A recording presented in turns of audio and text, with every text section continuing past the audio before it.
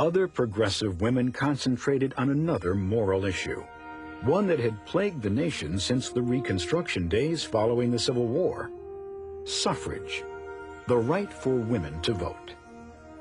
1912. All along Fifth Avenue, from Washington Square to 57th, were gathered thousands of men and women of New York. Women doctors, lawyers, architects, artists, actresses, sculptors, waitresses, domestic and industrial workers, all marched with an intensity and purpose that astonished the crowds that lined the street. Founded in 1890, the leaders of the National American Woman Suffrage Association used 3 different approaches to try to win the vote for women.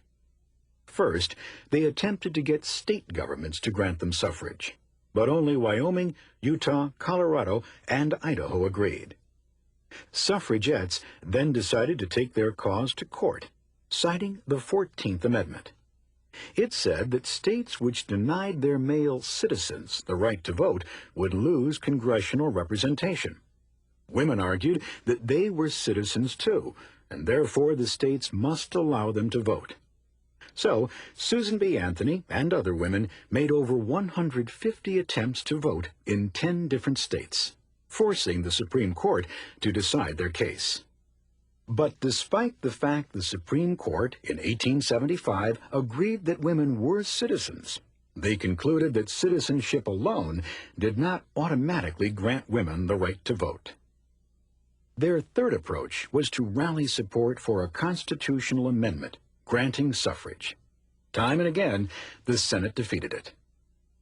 The suffrage campaign marched on, and with America's entry into World War I in 1917, the tide seemed to be turning.